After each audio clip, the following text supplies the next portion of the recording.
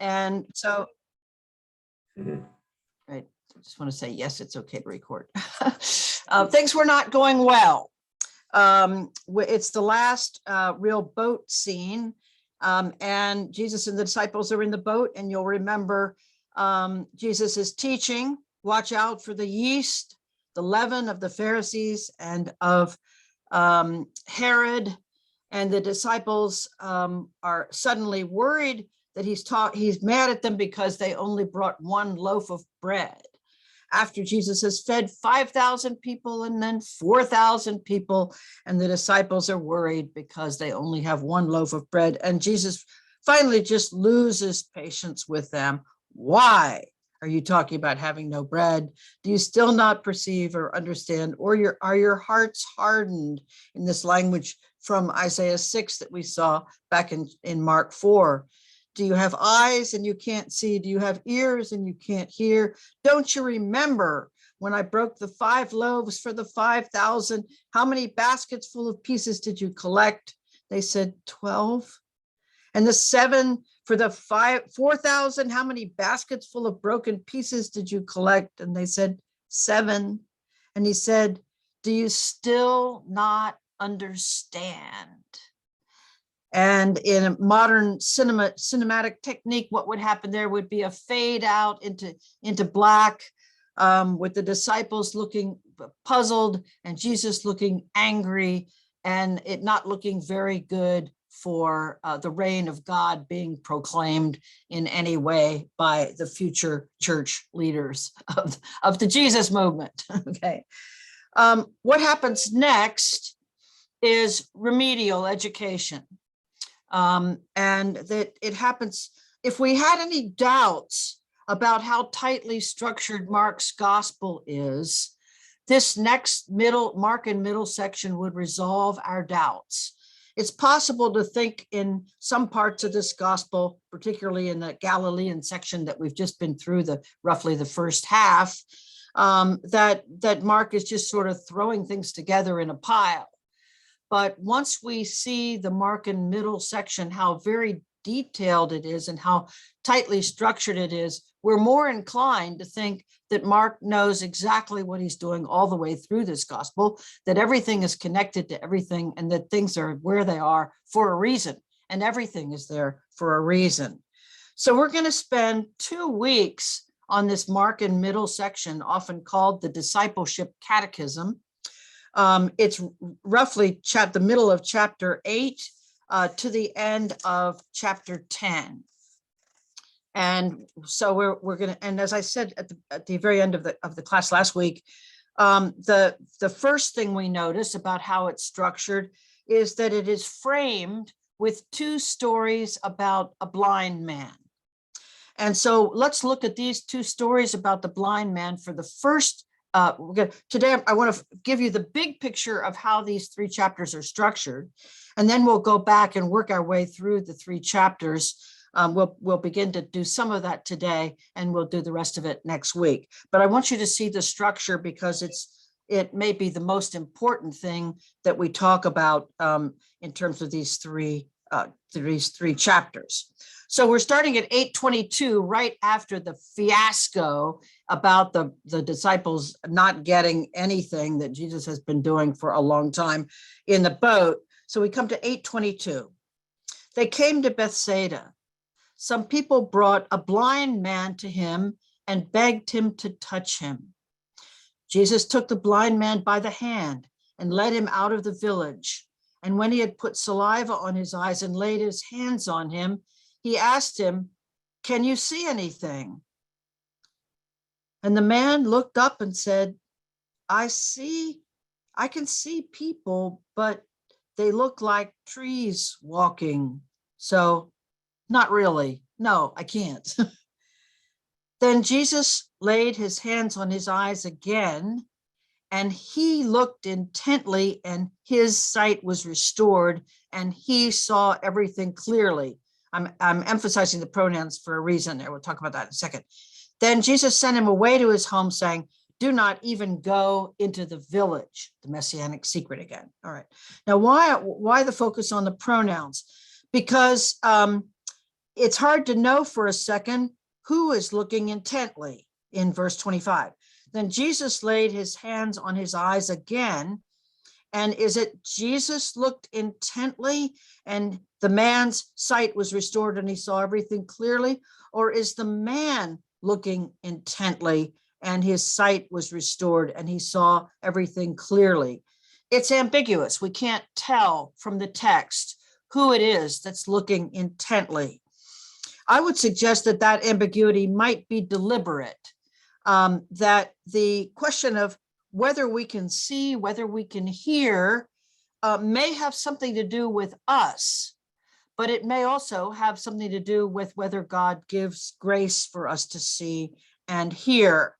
But let's leave that question unresolved for a minute. Just notice that it's deliberate, probably deliberately ambiguous, and notice some other things.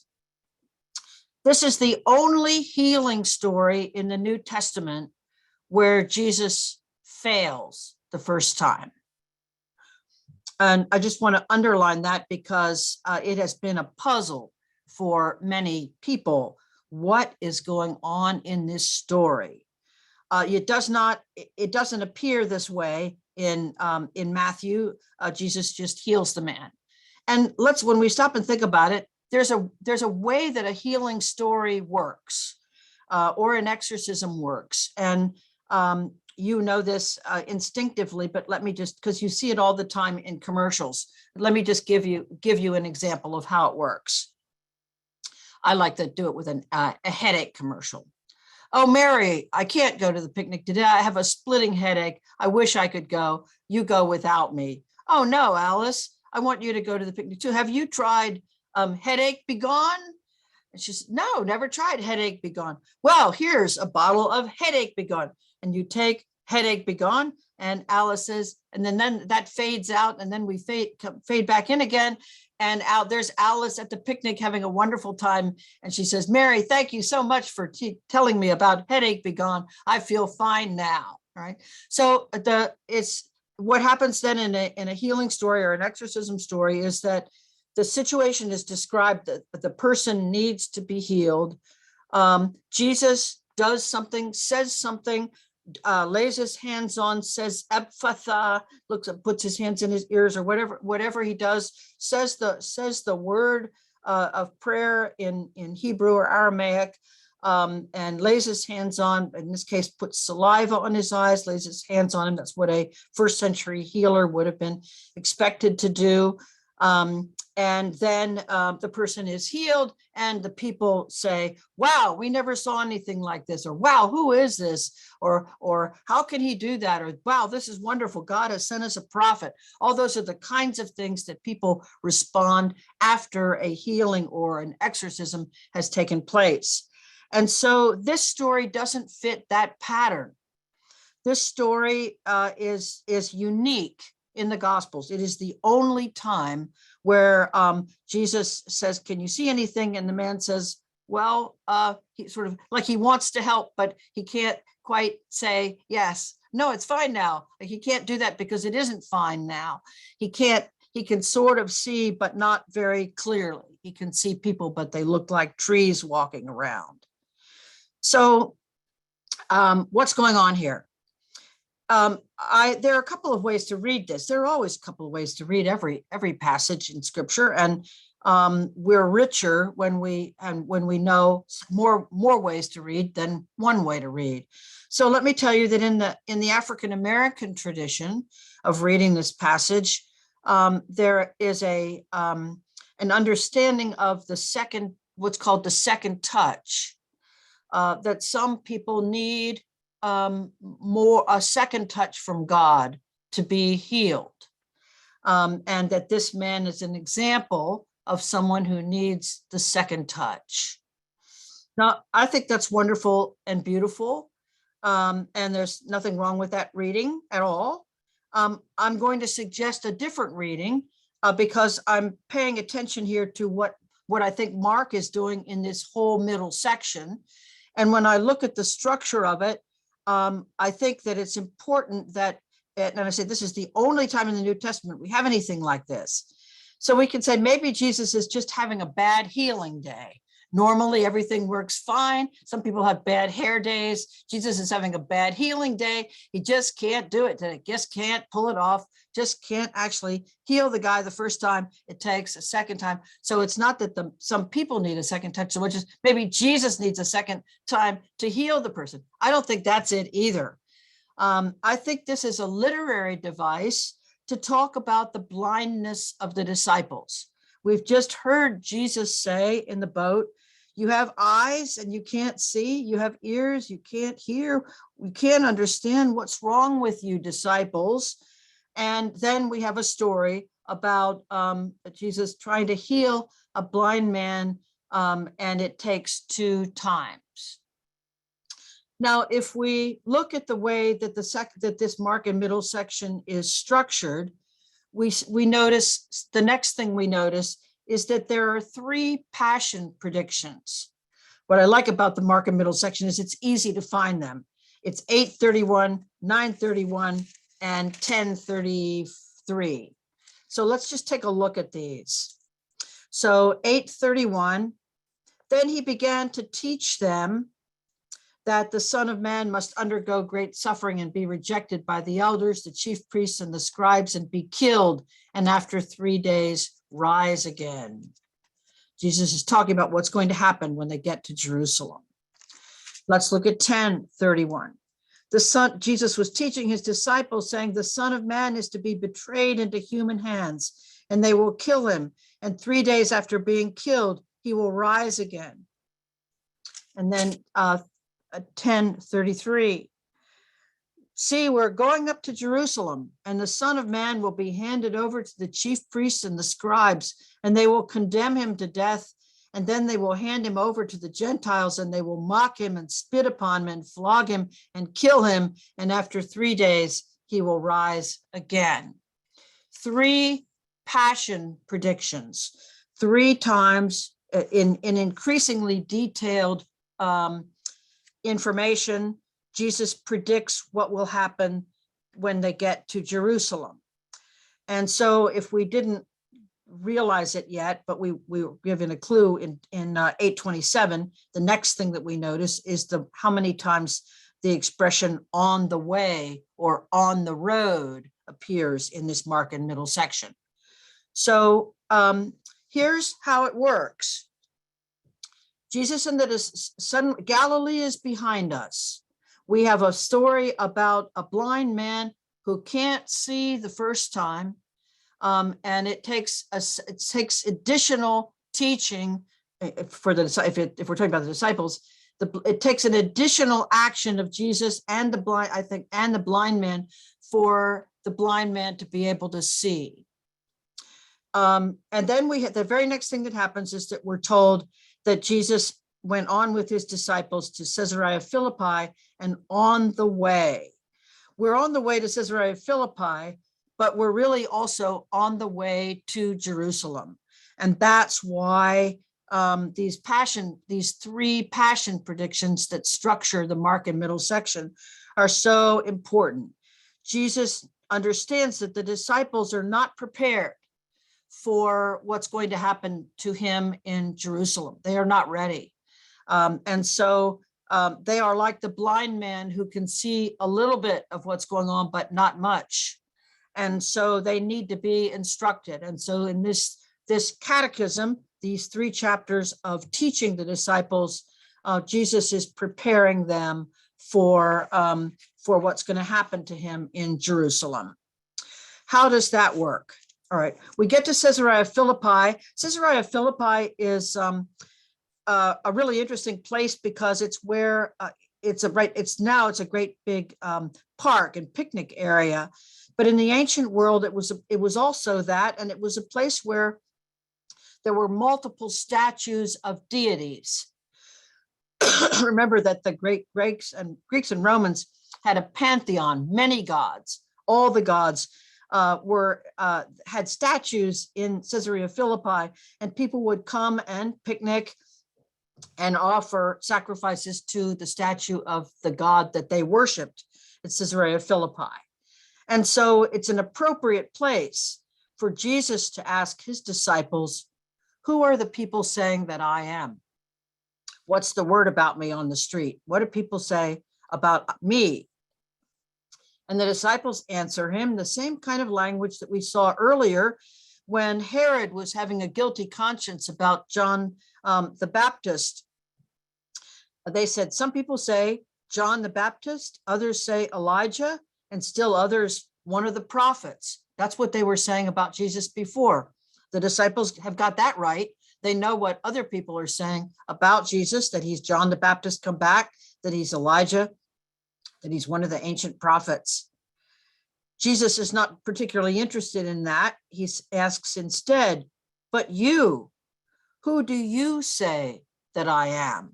And the you is emphatic there. That's why I said it twice. Who do you say that I am? Peter answered him, you are the Messiah, the Christ. And in Matthew's gospel, Jesus says, right, go to the head of the class, Peter. You didn't know that of your own accord, but it's been revealed to you by my Father in heaven. And you are the rock. On this rock, I will build my church, Rocky, which is the name for Petrus. Remember, petrified rock, Rocky. On this rock, I will build my church. Not in Mark. In Mark's gospel, Jesus's response to you are the Messiah is, don't tell anybody this. Don't say that to anybody. Don't say that to anybody. Now, why? This is the messianic secret again. Why don't say that to anybody? Is that the right answer or the wrong answer? That question is left open for us. We'll see that it's the wrong answer, at least the way Peter means it. Peter is thinking that Jesus is going to be the healer of Israel, get rid of these lousy Romans that are oppressing us with their horrible taxes and their military, their legions that are infesting the land. Remember the man with the legion of demons.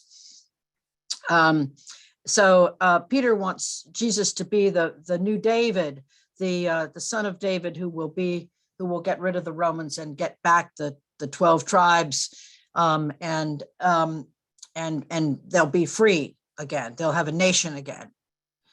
Jesus's answer is very different. What he says about who he is the first passion prediction. He began to teach them that the Son of Man must undergo great suffering and be rejected by the elders, the chief priests, and the scribes, and be killed, and after 3 days rise again. He said all this quite openly. And Peter took him aside and began to rebuke him. But turning and looking at his disciples, he rebuked Peter and said, get behind me, Satan, for you are setting your mind not on the things of God, but on human things. What's that about? So Peter doesn't like the idea that Jesus is headed for Jerusalem to be killed. And Jesus is saying this quite openly, and Peter says, no, that shouldn't happen to you. We're not going to let that happen to you. That's not going to happen. And Jesus rebukes Peter and calls him Satan. Peter, unlike Jesus, has not spent the 40 days in the wilderness, binding the strong man, Satan, tying up Satan so that he has the power to release other people from the power of Satan in exorcism. Peter has not done that. Peter, you might say, is still occupied territory. Satan is still driving what's going on in Peter. He's not able to see the cost of discipleship. He's not able to see God's way and God's plan for Jesus in Jerusalem. He's thinking only about human things, about conquering and being a nation again. And so Jesus says, if any want to become my followers, let them deny themselves, take up their cross and follow me. Those who want to save their life will lose it.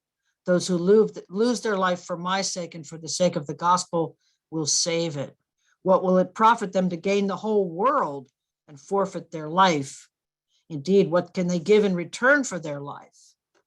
Those who are ashamed of me and of my words about the cross, about my dying and rising again in this adulterous, sinful generation, of them the Son of Man will also be ashamed when he comes in his glory in the glory of his Father with the holy angels. Let's look at the second passion prediction. So what happens is that Jesus makes a passion prediction. Peter immediately does something, says something that shows he doesn't understand it. He's just like the blind man that needs to be healed a second time. And so Jesus teaches about the cost of discipleship, the cost of discipleship and the way of the cross. Let's look at the second one close up. I'm in 9:30. They went on from there and passed through Galilee. He did not want anyone to know it, for he was teaching his disciples, saying to them, here's the passion prediction, the Son of Man is to be betrayed into human hands, and they will kill him. And 3 days after being killed, he will rise again. But they, the disciples, did not understand what he was saying, and they were afraid to ask him. They came to Capernaum, and when he was in the house, he asked them, what were you arguing about on the way? Notice the on the way language again. And they had nothing to say. They were silent because on the way, they had been arguing with one another about which one of them was the greatest. Wrong question, okay? Nowhere near what they should have been arguing about or talking about on the road. Then Jesus sat down. That's the position in the ancient world for teaching. That signals that there's going to be a class. He sat down, called the 12, and said to them, whoever wants to be first must be last of all and servant of all. And he took a little child and put it among them, a child, the person with the least power in that culture. And taking it in his arms, he said, whoever welcomes one such child in my name welcomes me. And whoever welcomes me welcomes not me, but the one who sent me. So passion prediction, and the disciples react with an inappropriate action. And Jesus teaches them again about power and powerlessness and welcoming one another. John, at that point, immediately says the second really wrong thing. Teacher, we saw someone casting out demons in your name, and we tried to stop him not because he was not following you, because he was not following us. Wrong pronoun, John. It's not about you, disciples. And Jesus says, do not stop him. No one who does a deed of power in my name will be able soon afterward to speak evil of me. Whoever is not against us is for us. Truly, I tell you, whoever gives you a cup of water because you bear the name of Christ will by no means lose the reward. Okay. So teaching the disciples, they don't get it at first. All right. Here's the third passion prediction. I'm at 10:32. They were on the road or on the way, same word, hodos in Greek. They were on the way, going up to Jerusalem, and Jesus was walking ahead of them. They were amazed, and those who followed were afraid. He took the 12, so they have some idea of what's going to happen. He took the 12 aside again and began to tell them what was going to happen to him. And this is the most detailed of the three passion predictions. Look, we're going up to Jerusalem, and the Son of Man is going to be handed over to the chief priests and the scribes. They're going to condemn him to death, and then they will hand him over to the Gentiles. They will mock him and spit on him and flog him and kill him. And after 3 days, he will rise again. And look what happens next. James and John, the sons of Zebedee, take Jesus aside, come forward to him and say to him, Teacher, we want you to do for us whatever we ask of you. And Jesus doesn't say, sure, what do you need? Because he knows these guys. He says, what is it? What is it that you want me to do for you? And they said to him, grant us to sit one at your right hand and one at your left when you come into your glory. And again, I think I imagine deep sigh on the part of Jesus. Okay. Jesus said to them, you don't know what you're asking. Are you able to drink the cup that I drink, or to be baptized with the baptism that I am baptized with? And they say, sure, we can do that. We're able. And Jesus said to them, and this is part of the tradition, that all of the 12 were in some way or other martyred, a tradition that would have been known to the readers of this gospel, but is not narrated by Mark. Jesus said to them, the cup that I drink, you will drink. And with the baptism with which I am baptized, you will be baptized. But to sit at my right hand or at my left is not mine to grant, but it is for those for whom it has been prepared. I'm going to stop there for a minute before we go on. The story doesn't end there, but I just wanted to comment that in earlier biblical texts, the cup that you drink is a cup of sorrow, or a cup of suffering. So that, and they get that part. They understand that Jesus is asking them, are they able to do something hard?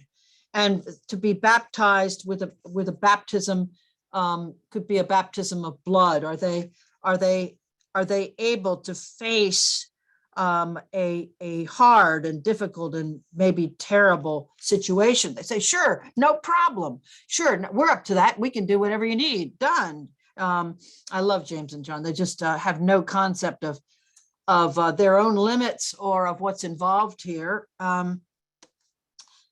Jesus says, you don't know what you're asking. In fact, you will learn something about the suffering and death that I'm going to face as well. But to sit at my right hand or at my left, it's not mine to grant. It's for those for whom it has been prepared. And we just might look ahead in the story for a minute and notice that those who are on the right hand and on the left hand of Jesus at the time of when he is on the cross are two thieves or robbers. Those are the ones who sit who are crucified with Jesus on his right and on his left. Probably not an accident. Probably refers back to this passage, but we'll look at that when we get there. Back to this story. When the 10 heard it, this has got the 12. So James and John have taken Jesus aside to ask this. When the 10 heard it, they began to be angry with James and John, probably because they didn't think of it first. So Jesus called them and said to them, look, you know that among the Gentiles, those who they recognize as their rulers lord it over them, and their great ones are tyrants over them. But it's not so among you. It's not supposed to be so among you. But whoever wishes to become great among you must be your servant. And whoever wishes to be first among you must be slave or servant of all. For the Son of Man came not to be served, but to serve, and to give his life as a ransom for many. And here we have, then this is the end of the Discipleship Catechism. For the third time, Jesus has given a passion prediction, and the immediate response of James and John shows that they don't understand what following Jesus to the cross in Jerusalem means, what it looks like. They're just thinking about when Jesus comes into his power, into his glory, how they generously offer to be Secretary of State and Secretary of the Treasury or Vice President or whatever he needs, the high-ranking offices that will go with Jesus in his glory when he throws out the lousy Romans. They just don't get it still. And Jesus has to teach them that that's not what it is about. The Son of Man came not to be served, but to serve and to give his life as a ransom for many. And then we have the end of the Discipleship Catechism, the second blind man story. They came to Jericho. As he and his disciples and a large crowd were leaving Jericho, Bartimaeus, his name means son of Timaeus, So Mark explains that to us. Bartimaeus, son of Timaeus, a blind beggar, was sitting by the way, by the roadside, not on the way, but next to the way. When he heard that it was Jesus of Nazareth, he began to shout out and say, "Jesus, son of David, have mercy on me." Many sternly ordered him to shut up. But he cried out even more loudly, "Son of David, have mercy on me." Jesus stopped, stood still, said, "Call him here." And they called the blind man. The crowd changes its mind. They called the blind man, saying, "Take heart, get up, he's calling you." Remember, he's blind. So throwing off his cloak, he sprang up and came to where he heard the voice. Came to where he heard the voice speaking to him, came to Jesus. Then Jesus said the exact same question that he had just asked James and John. "What do you want me to do for you?" That tells us that we're supposed to read these two stories together. Remember, James and John said, "Teacher, we want you to do for us whatever we ask of you." And he said to them, "What is it that you want me to do for you?" The blind man doesn't ask Jesus anything. He just follows. Jesus call him here. And he sprang up, throwing off his cloak. He springs up and goes to Jesus. Jesus says to him, "What do you want me to do for you?" The blind man said to him, "My teacher, let me see again." He wants to see. Jesus said to him, "Go, your faith has made you well." Immediately he regained his sight and followed him on the way. So the second blind man story is the end of the Discipleship Catechism, where this time Jesus can heal the man immediately. It's clear that the man wants to be healed. He's blind. What he really wants, what he's willing to walk through a crowd of people to get to Jesus very bravely. Let me see again. Jesus says, "Go, your faith has made you well." Immediately he regained his sight and followed Jesus on the way. So we're on the way to Jerusalem. Now, chapter 11 is the story of the entry into Jerusalem. So this is these three. They're right outside of Jerusalem at chapter 11. The Discipleship Catechism is done. Jesus has done his best to prepare the disciples for what will happen to him in Jerusalem.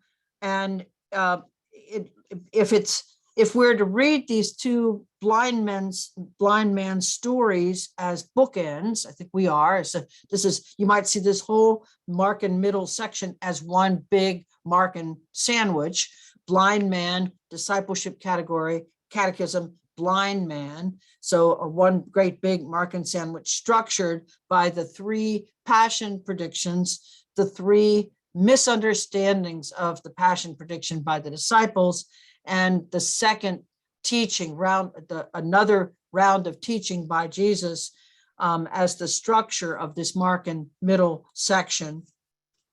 And then, as I say, when we get to 11, some people think we should actually start the passion narrative right here at 11:1 with the entry into Jerusalem. We can talk about that when we get there 2 weeks from now. We want to spend more time in the Markan middle section, looking at the rest of what's going on in it, and maybe coming back to some of these stories as well next week. But that's the overall structure of the Markan middle section.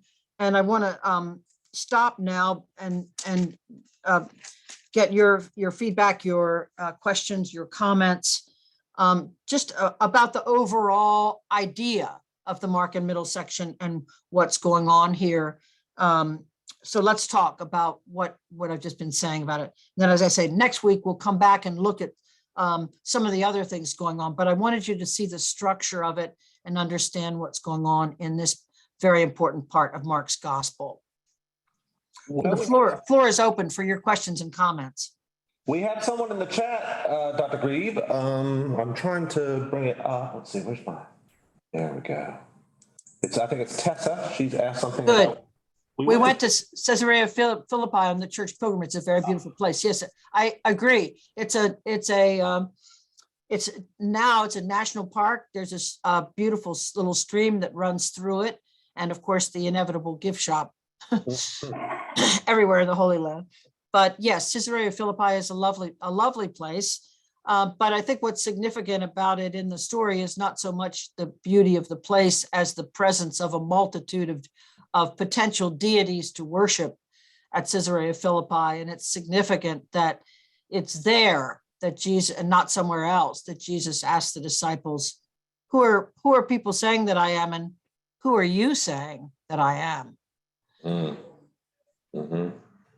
I have a question. Mary, I see your hand. Yeah. Mark seems to have a more sensitized view or a willingness to share a view that the disciples were kind of clueless. Yeah. Than the other gospel writers say, and I'm just wondering, is my interpretation correct? Yes, you are. And why is that? You are correct.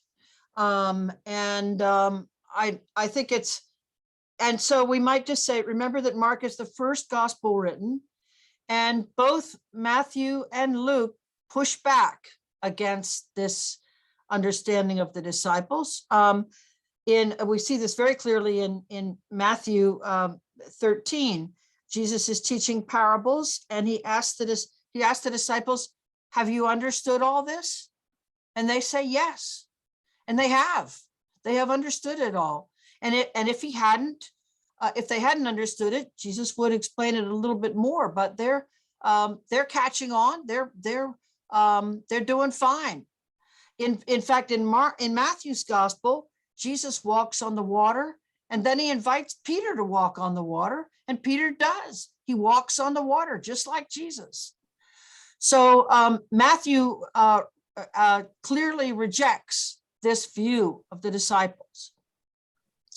I sometimes tell people that I'm very glad we have 4 different gospels and 4 different portraits of Jesus, because we need all of them.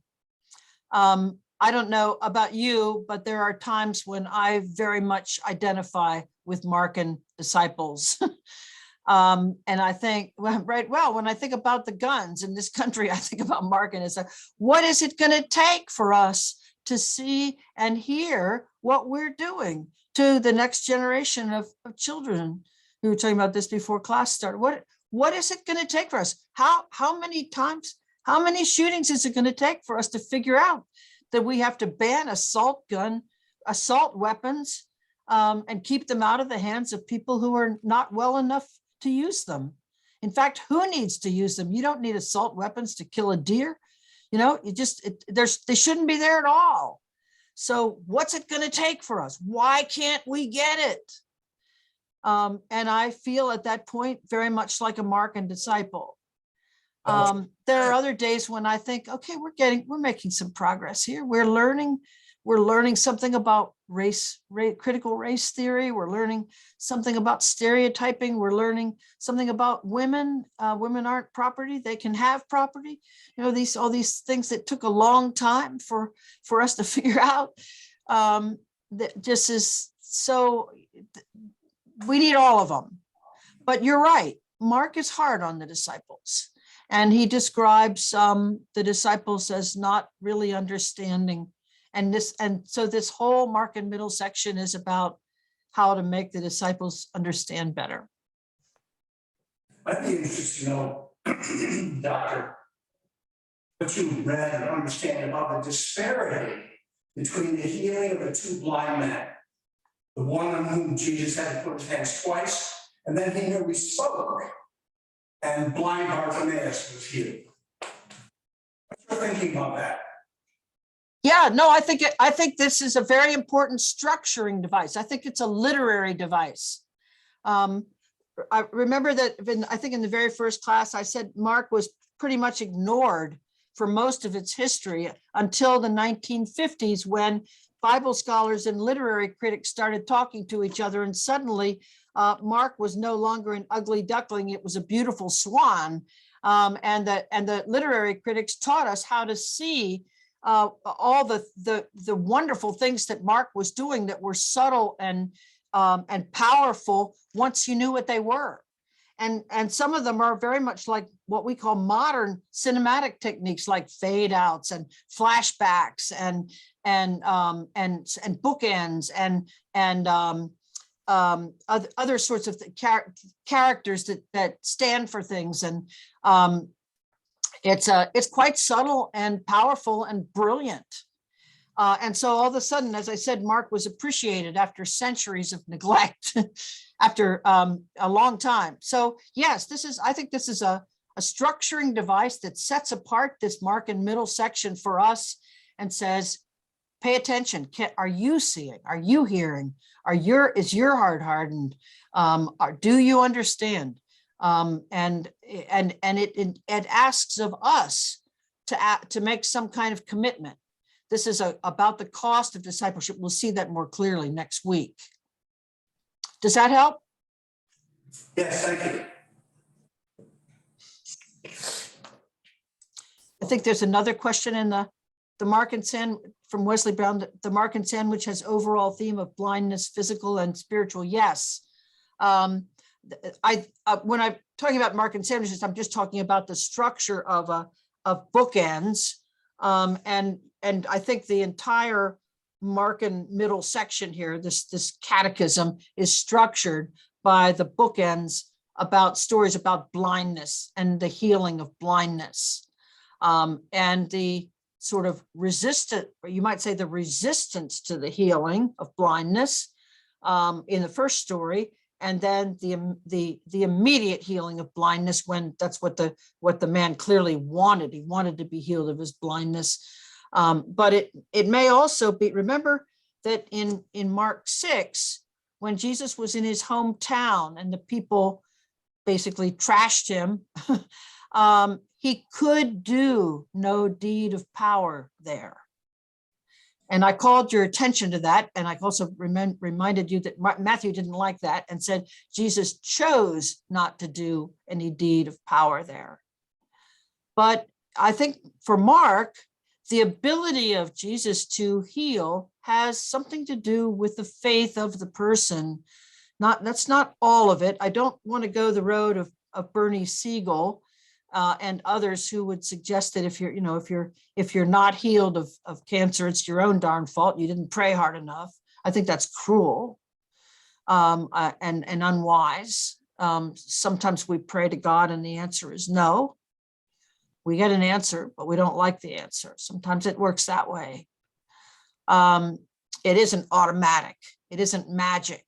Magic is when you do an action and the God involved has to do what you ask. But prayer is not like that. Prayer is a request. Prayer is begging. Prayer is pleading. And we do that for the lives of the ones we love and are fearful for. And very many times God heals, and sometimes God does not heal. And that shows that God is sovereign and free, as well as gracious and kind. And we may not like that, but that's an important thing to affirm about God. That God does not automatically do whatever we want. So that painful as that is, that's important and true to say. And otherwise it would be just that it would be the fault of the person who died, or the person praying for them, that they didn't do it the right way. They didn't pray hard enough. They didn't say magic words or something. I think that's a very dangerous teaching and a very unkind teaching. And when you run into it, people mean well, but they sometimes haven't thought through the implications of what they're saying. So it's like saying that it's all for the best. Well, that's easy for you to say, So people sometimes don't think before they speak, and we can forgive them for that. It's hard, but here I think what Mark is saying, and we can decide whether we like it or not, is that it seems to be the person involved needs to really want to be healed, and that's not only true for physical healing and spiritual healing, like from demons, but it might have something to do with discipleship. we may have something to do with whether we want to follow Jesus on the way to Jerusalem, on the way to the cross, or whether we're resisting that call, which would be a very natural human thing to do. So if we're not resisting that call, it would be extraordinary. So as we move through that, as we're on the way to Jerusalem, is this a trip? This is a trip we want to make? Yes and no, right? So there's a lot going on in this Mark and Middle section, and I think it pushes all of us to think about discipleship and the cost of discipleship. I'm mindful of the time here. I know I need to let you go. Is there one last question or comment? This is not easy stuff, is it? Thank you for your attention. Thank you for your good questions, for your thoughtfulness. And we'll continue with the Mark and Middle section. So there's no homework in this class, but if you want to, you might read through the Mark and Middle section and we'll look at some of the rest of it next week and talk some more about these things. And then we'll head into the Passion, the entry into Jerusalem and the Passion narrative. Thank you very much. I've enjoyed being with you again. See you next week. Thank you, Professor. All the very best. Happy Trinity. Thank you. God is good.